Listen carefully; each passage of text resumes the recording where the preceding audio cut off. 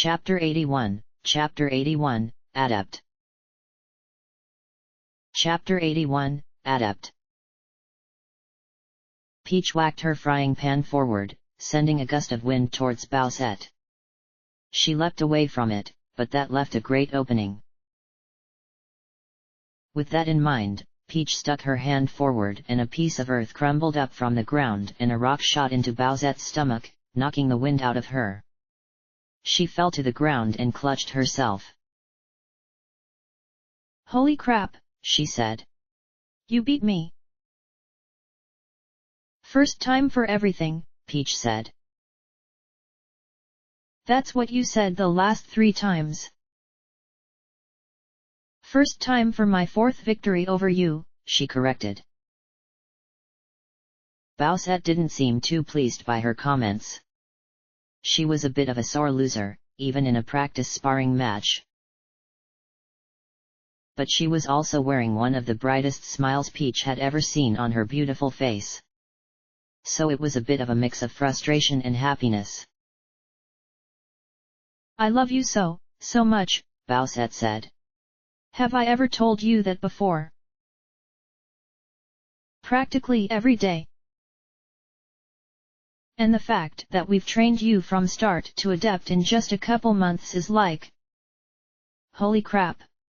Even with Mario and Luigi gone on their stupid planetary adventure, our group has been pretty awesome, hasn't it? You literally have a crack team of ninja swordsman toads now." "Not literally. They're literally Knights of the Toadstool, an honorable guild of noble adventurers. They're only figuratively a crack team of ninja swordsman toads. And Koopas and other races. Yeah, can't forget Koopy-Koo and Lucky Lulu. They're friggin' warriors by now," Bowsette said. "I'm just glad that we're getting closer to a real battle. I want all of this to be over with. I want to figure out where my life goes after this, and I've really been thinking." A Wiggler frantically ran through the woods and arrived in the castle grounds in front of the 2 women, red either from exhaustion or from being stomped on at some point.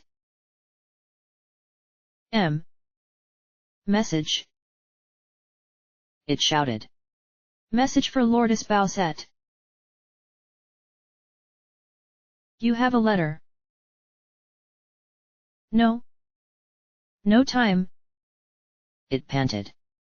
"Morton Koopa is ready to begin his ceremonies. I ran as fast as I could.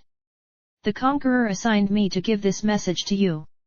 If you have an army, please, take it." The Wiggler promptly collapsed and passed out. "Well, shit," both of them said in unison. End of chapter. Chapter 82, Chapter 82, No Time for Heroic Speeches. Chapter 82, No Time for Heroic Speeches. Bowsette stood in front of every single soldier, knight, warrior, captain, ghost, and participant ready to help them attack Morton Koopa. There were hundreds, all separated into their individual groups. Toads, Koopas, Boos, Hwamps, a few Yoshis, a few Birdos. The bone dragon and its 3 heads poked out of a hole, but it was hardly sentient enough to be paying any attention here. Not a huge force, but one that was going to have to fight regardless of the circumstances. Behind her stood Peach, but other than her, she was looking at literally every single living combatant they had at their disposal. Dr. Krieger's robots weren't here, but those would likely be a minimal presence in the battle at large, as long as Morton's defenses were adequate. So this was the full scope of their battle. Everything they had. Bowsette gulped. And then she spoke. "Our preparations may not be complete," she began. "Our training may not be finished. We may be understaffed, underpowered, okay, we're not well off. Sorry if I'm not ready with some big heroic speech like Peach may have made. I'm not good at this stuff. There were some murmured chuckles throughout the crowd. But yeah, the circumstances are dire, I know. Too bad, hey? We have to go anyway, because Morton Koopa is preparing to bring back a Dread Lord and destroy the Earth as we know it. We're setting off first thing in the morning. No exceptions. And none of you are allowed to leave. That wasn't very inspiring, was it? Peach pushed Bowsette out of the way and continued the speech. We know you are all unprepared for what's to come, but that isn't to say we don't believe in you, because we most certainly do. When Bowsette first defeated Morton Koopa, she had 5 years to prepare, and even then her forces were still not ready for the horrors of war. It doesn't matter how long you train. It matters how well you train. And all of us, myself included, have trained very, very well. At this, the Toad Knights all bowed in unison, a show of support. So whatever you want to take with you, pack your things. We're headed to Dark Land, and many of us may not come back. Peach continued. But I know we're ready.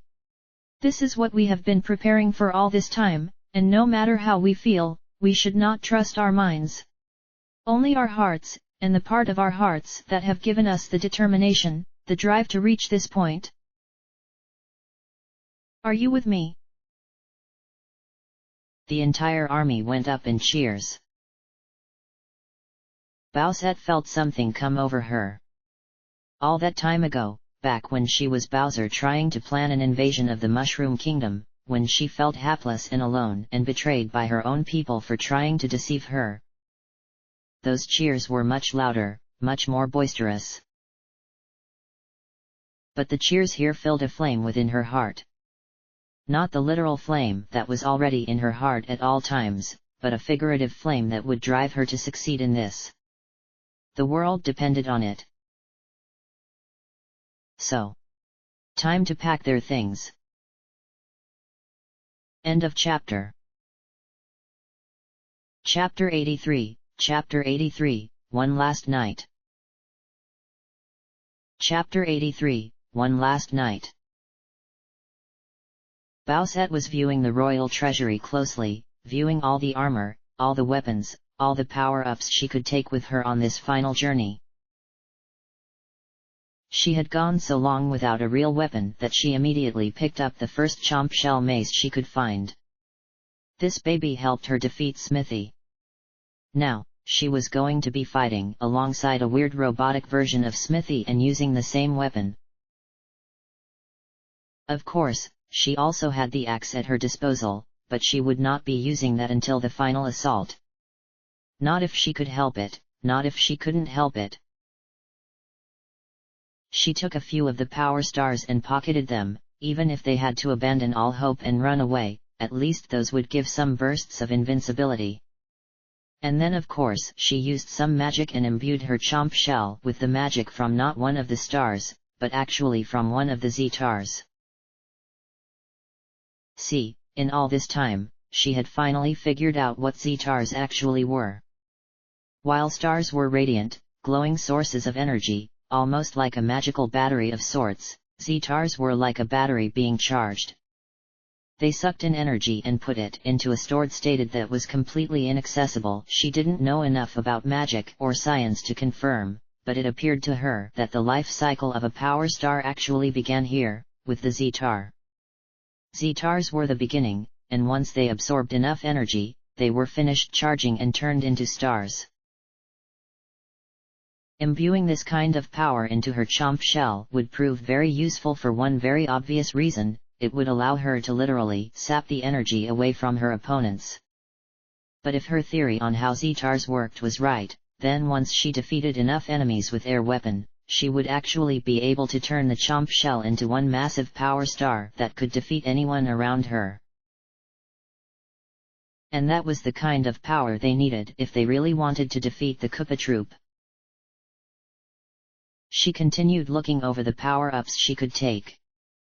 Unlike her assault on the Mushroom Kingdom, she wasn't concerned with being crafty or clever, and she wasn't limited to whatever knickknacks she had lying around the house. This was a serious arsenal of every possible item, and she had to choose wisely. Or else. Finally, she reached the point of the armory that contained all the leftover super crowns. There were about 20 of them, all exactly the same. It was a bit weird to see them, actually. Her entire life as it currently existed revolved around her ability to wear one of these and to do it permanently. Should she bring more?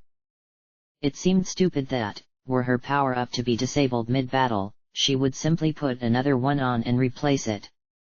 But she actually had a bit of concern. All the new powers she had unlocked in herself, generating fire in her body, being able to use wings, shooting tail spikes. Could she even do any of that if she was in her lizard body?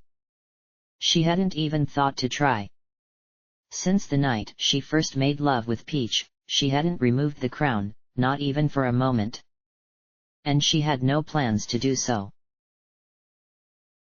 In the end, she decided against taking one. It would only put her under more pressure to be holding an item as valuable as this on her and not put it to use. If any enemy were able to get their hands on it, then, well, it could be bad. Or not. She had no idea the true power of this thing. After all, her vision was suddenly blocked by a couple of hands over her eyes. Brooding again? Peach asked. There aren't many super crowns left, are there? Bowsette asked. Just these. I have no idea how they are made, whoever made them must have died or retired or disappeared long ago, because I've never seen anything like them before or since. Just these crowns made to make people look like me. It's such a powerful magic, and yet such a limited purpose, right? Peach went over to a super crown. She picked it up and placed it on her head. Nothing happened. I was almost hoping for something here. She laughed. I just wish my body was permanent, Bowsette said. Relying on a power-up is... well, you know how I feel about it. You talk about it endlessly. It is my entire life, Peach. We'll figure things out. Somehow. After the war. Peach put a finger to her mouth in consideration of something. Actually, I've been meaning to talk to you about that, actually, she said. About what? Bowsette asked. I'm pregnant, said Peach. It's yours. What? Are you serious? How? No, I'm not serious, silly. Peach bopped her on the head. But, if I was, what would you do? Forbid you from fighting and lock you in our bedroom. See, that's what the test was. And you failed, Bowsette. Another bop on the head. That's how you lose wars. You didn't do that with Claudia, did you? Well, no, but...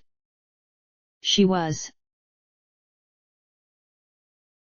a Koopa with incredible combat abilities, I know. But I've been trained and I'm ready. You can't protect me because I don't want to be protected. That was the lesson here.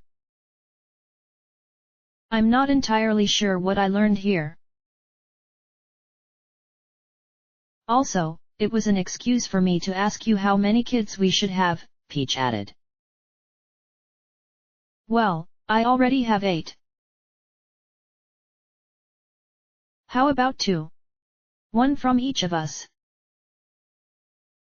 Wait, can I even have babies? Does that even work? We'll have to find out. Peach winked. I'm sure it does. You have periods just like the rest of us. Yeah?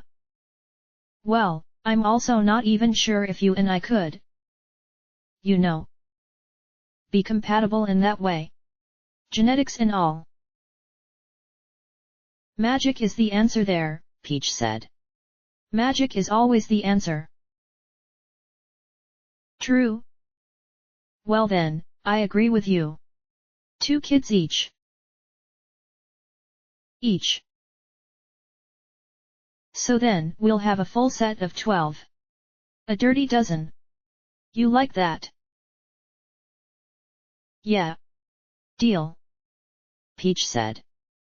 Her pleasant expression faded somewhat, though.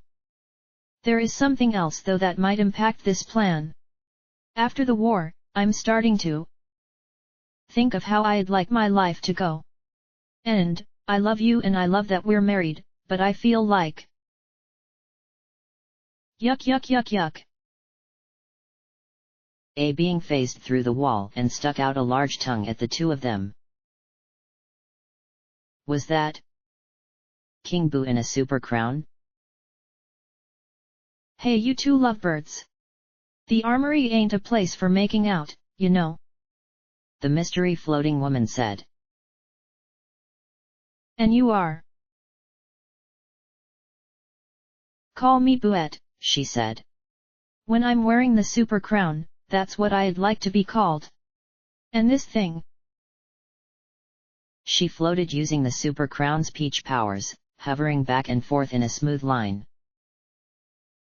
Is marvelous. I understand why you would want to keep it on you so much. I thought you were going to wait until after the fighting to get the crown, Bowsette said. You know, like you promised. Promises are made to be broken. She made an attempt to lick Bowsette, but she sidestepped away. Are you going to fight like this? Peach asked. Bowsette shrugged. We'll see. I think I'll switch back and forth. Bowsette pulled her close. If you break the crown, I will beat you up until you cry, she said. Yuck yuck yuck yuck. I'll do my best.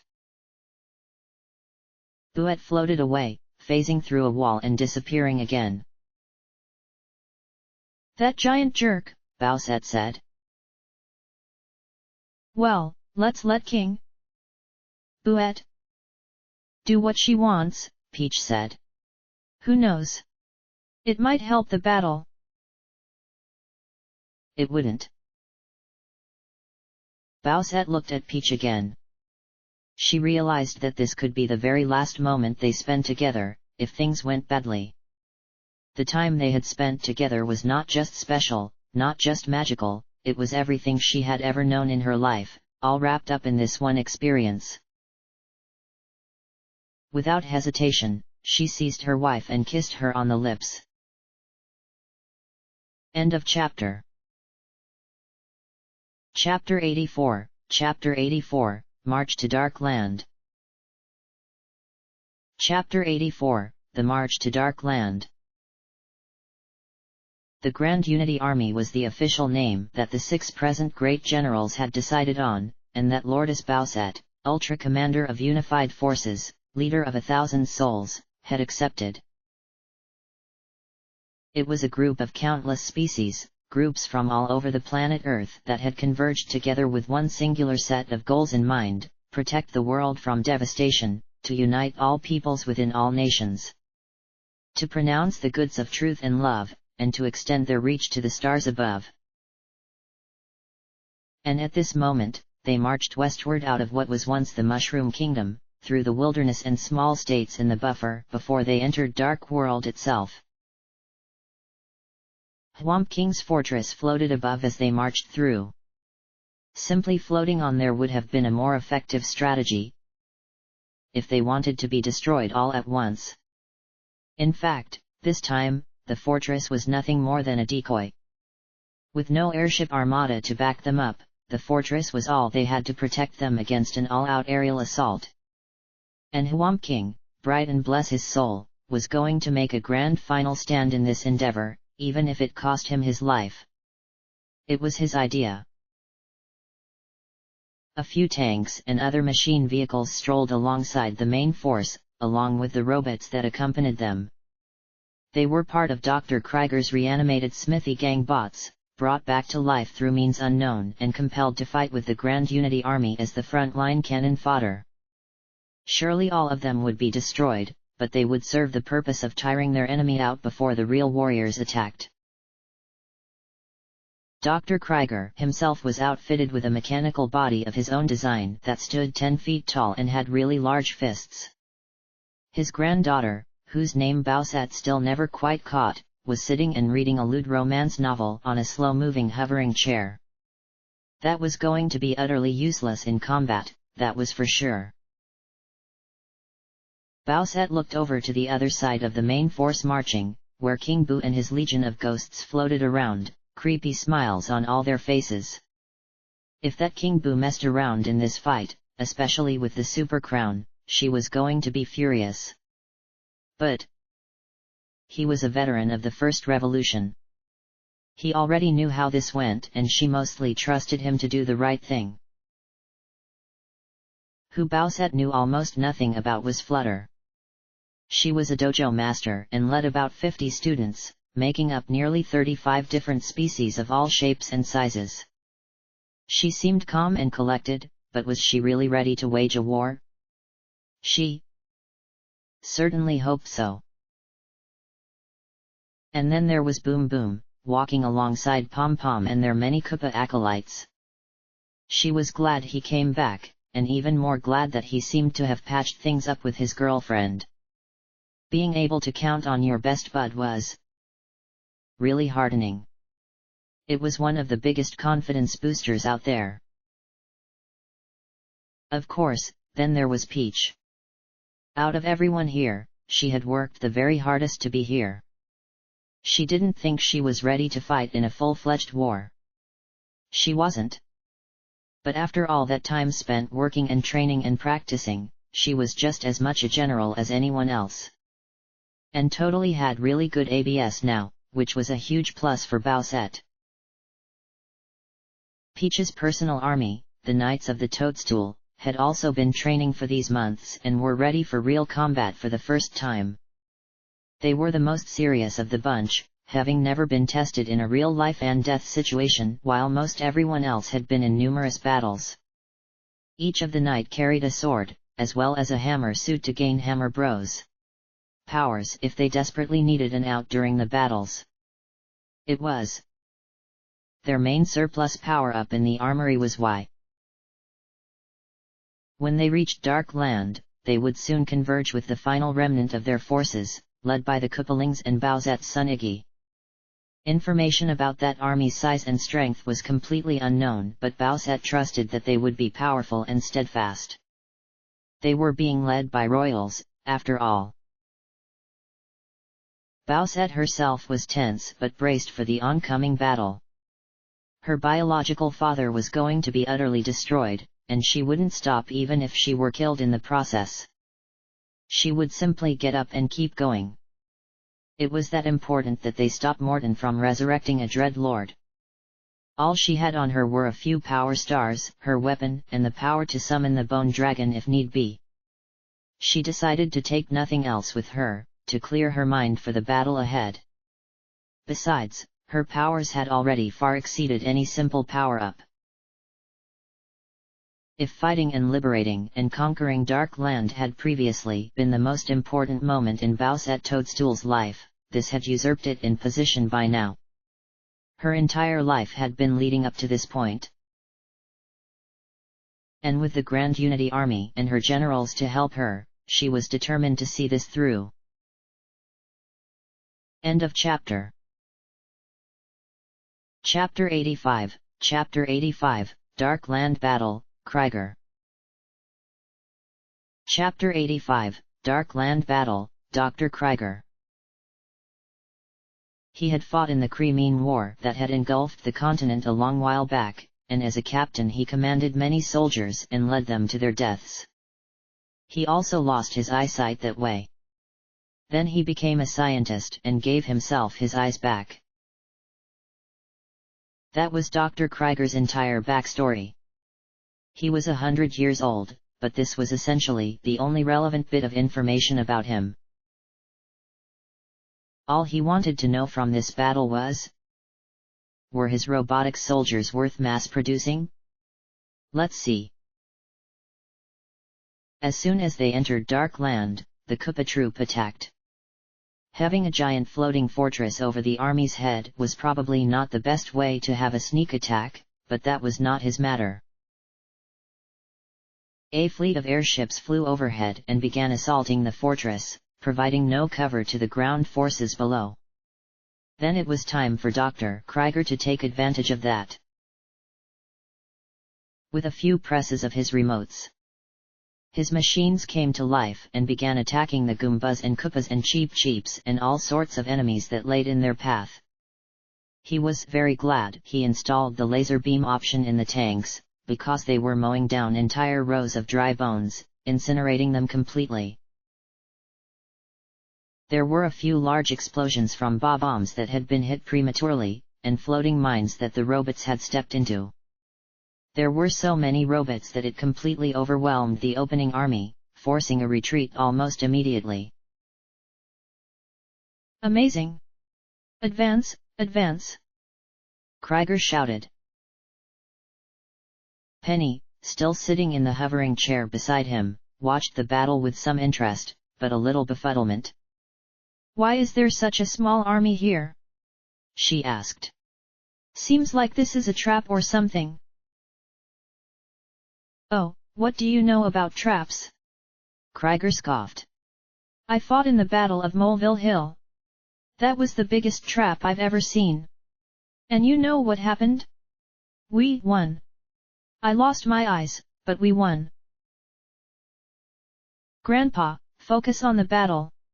She pointed ahead towards the huge chain chomps that had been unleashed and were currently tearing into the robotic forces. Ah! I must call out our secret weapon. No, never call out the secret weapon in the beginning, Penny said.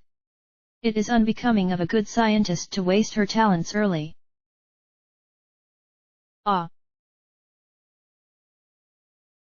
Dr. Krieger let his hand off the secret weapon button and lowered his hand, and accidentally pressed the button after his hand slipped. Oh, bother! Dropping from an orbital satellite position and crashing down onto the battlefield was none other than Smithy himself. Or rather, a reanimated robotic Smithy that followed every command given to him with perfect obedience. He stood tall, much taller than the chain chomps before him, and began bashing at them with his hammer. It was a battle of giants, and every crash sent the ground shaking. It was a beautiful, horrible fight. Troops from both sides were being crushed by the conflict. Entire buildings were being blown up by stray debris of chain chomp chunks. Wow! The arrogance of man, said Dr. Krieger, is thinking nature is in our control and not the other way around.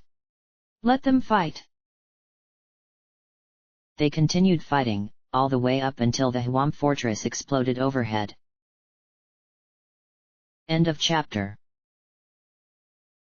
Chapter 86, Chapter 86, Dark Land Battle, Hwamp King. Chapter 86, Dark Land Battle, Hwamp King. This was it. Hwamp King wasn't going to go out lightly. He was going to go out with a laugh. He felt like a captain going out with his ship, even if this floating fortress was much, much bigger than any ship. But there were no two ways about it, this fortress was going down.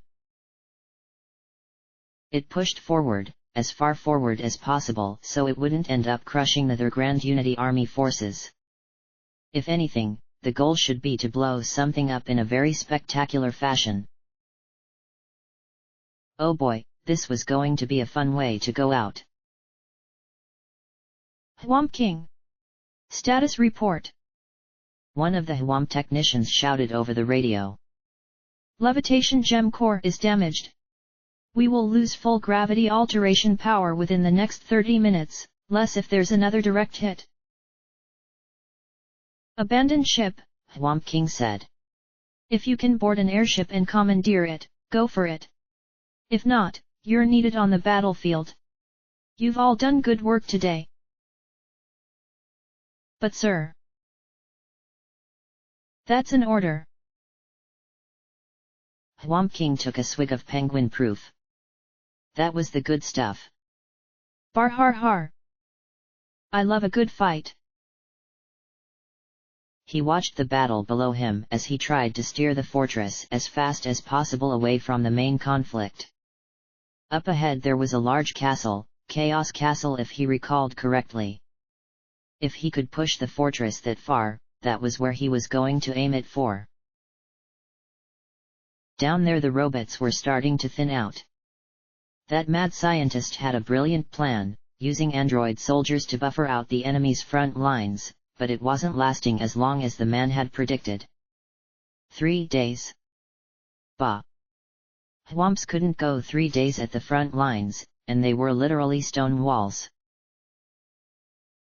The fortress sped up, but it began to sink. The airships were still chasing it, still firing at it as if the Swamps on board weren't already evacuating. It was a good way to distract them from engaging the ground, at least, but they were sure to catch on soon as they realized the fortress was doomed. Some Swamps had launched themselves out of cannons, landed on the airships and whacked the rocky wrenches piloting them. In a few minutes, 3 of them had been taken. Swamp King was so proud of his boys. He poured the rest of his drink out to commemorate them. Those airships didn't last long, one of them colliding with an enemy ship and bursting into flames, and the other 2 being brought down by the artillery cannons on the ground below. But they succeeded at what they did best, and that was crushing things until they stopped moving. And that's what Swamp King was about to do. Castle Chaos was in sight. It looked like the fortress could go another 10, maybe 15 minutes and possibly make it towards one of the other armies standing in position off in the distance, but he wasn't going to risk accidentally landing in the middle of an open field and wasting his one shot. So he shut off the levitation gem core, pushed the motor, and let the fortress fall. Yeah buddy! The explosion was as beautiful as it was massive. End of chapter. Chapter 87, Chapter 87, Dark Land Battle, Flutter. Chapter 87, Dark Land Battle, Flutter. 600 years Flutter had been a teacher at her dojo. 600 years and many tens of thousands of students that had come and go over that time. She knew that the rest of the Grand Unity Army had looked at her with mistrust, even contempt for her small stature, both in army and in her own person. But Flutter paid them no mind. Before long, all of them would be gone, and Flutter would still be here. For the master of the martial arts was too the master of destiny.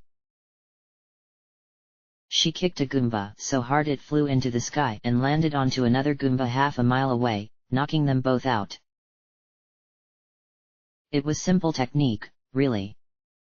Omni just had to master physics, and everything else would fall into place. Her students understood that. The boy cricket, with every jump he took, landed perfectly on the heads of his enemies. Pink Gold Peach used the weight of her body to slam into those around her, using the momentum of her crashes to eliminate the threats before her.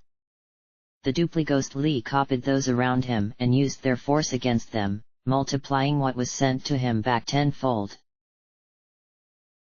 They had made it to the front lines, despite not being part of this useless line of mindless robots.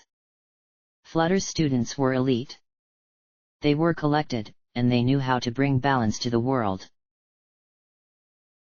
Morden Koopa was the antithesis of balance. Flutter had seen his rise and fall, and knew what it would mean to the world in its current state if he were to return, or if he were to introduce a new terror to the world. He must be stopped, she knew. And with her students, they would. Flutter realized that there was a giant hammer coming down over her head. Just before it smashed into her and all of her students. End of chapter. Chapter 88, Chapter 88, Dark Land Battle, Boom Boom. Chapter 88, Dark Land Battle, Boom Boom. You idiot! Bowsette shouted over the radio. Your robot is destroying our own forces. Flutter is down. I repeat, Flutter is down. I'm so sorry. Dr. Krieger shouted. Smithy must be confused. All of that artillery barrage is coming down and he's getting disoriented. I'll try to order him AR, my remote is broken. Damn it. Boom Boom, listening to this, realized that it was his army's turn to strike. They had been advancing near the rear so far, but they were better utilized out there, even if it meant having to face a rampaging massive robot that was smashing his hammer at practically anything around him. He looked at Pom Pom. Boom Boom knows what to do, he said. She nodded. Let's go. Koopas. Behind us. The entire force of them jumped forward, and got in their shells as they did so. They slid forward, gliding along the battlefield and surfing past the fighting. Boom Boom steered his shell to avoid crashing into any bodies, even though a few of the Koopas couldn't manage it and they lost a few of their force before even engaging the enemy. No matter. If they succeeded, they'd be well on their way in this battle. Boom Boom glided his shell right into the enemy lines, through a whole row of Goombas wearing spiked helmets who really didn't see it coming. As a few enemies started to pursue, he spun a bit in the shell and shot out fireballs in all directions. This would normally be dangerous what with his own allies nearby, but they were in such a Koopa troop dense area that every single fireball hit a different enemy. There they were, the artillery cannons. Boom Boom wasn't going to let himself get scared and stop halfway anymore. He had a specific purpose in life, and he was going to life to see the end of it. With Pom Pom at his side, with Bowsette as his friend, Boom Boom knew nothing was going to go badly for the Grand Unity Army, nor for himself. He and his shelled buddies crashed into the Anons, knocking them down as they launched their bullet bills and sending those missiles careening in random directions or exploding in midair. However, one bullet bill, by sheer coincidence, spun around and hit the giant Smithy in the face, exploding and disabling the bot after enduring so much damage before. It collapsed on the ground and dropped its hammer on top of a bunch of nearby Koopa troop soldiers.